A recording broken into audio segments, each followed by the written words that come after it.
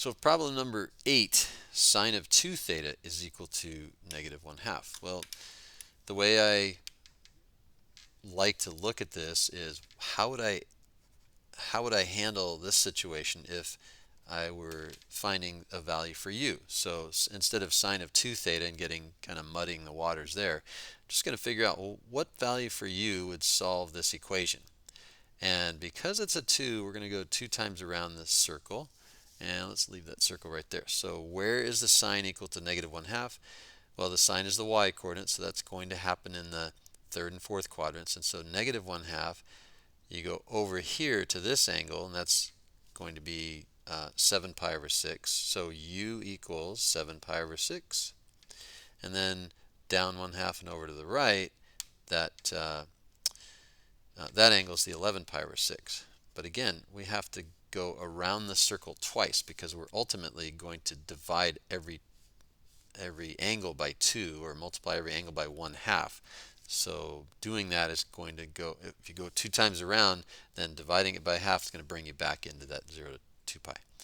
So, so what is that angle if we add 2 pi to 7 pi over 6? Well, I like to just count my way around the circle and by pi over 6's. So I go 1, 2, 3, 4, 5, 6, 7 pi over 6, 8, 9, 10, 11, 12, 13, 14, 15, 16, 17, 18, 19 pi over 6.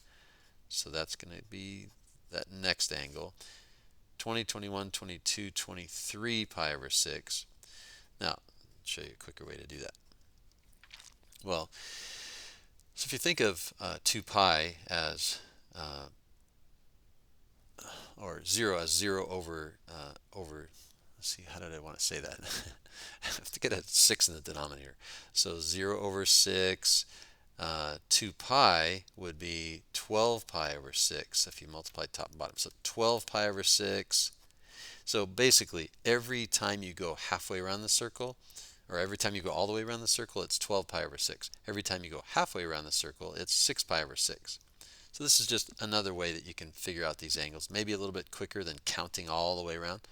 So 0, 6 pi over 6, 12 pi over 6, 18 pi over 6, and then 19 pi over 6 would be that next angle that we found. And you can go all the way to 24 pi over 6 and back up 1. So 24 pi over 6 minus 1 would give you the 23 pi over 6. Again, all I'm doing is trying to show you a different way to figure out what those angles are when you go one time around the circle and then you have to go another time around. Okay, so you want to pick up those angles.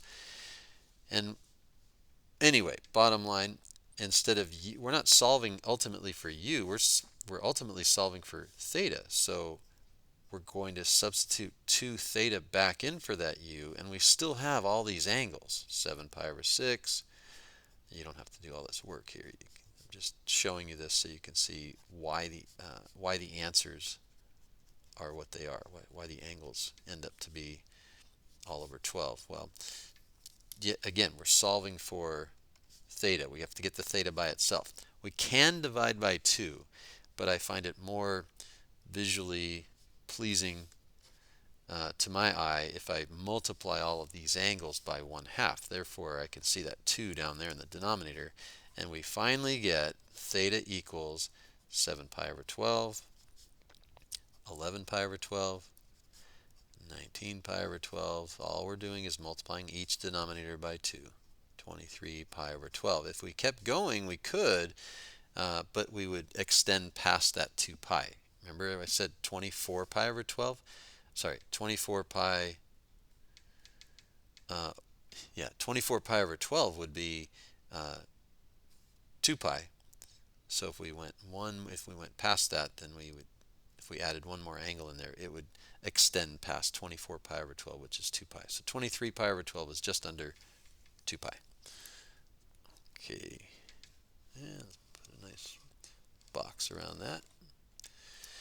And hopefully I can get the next two solutions into the final video.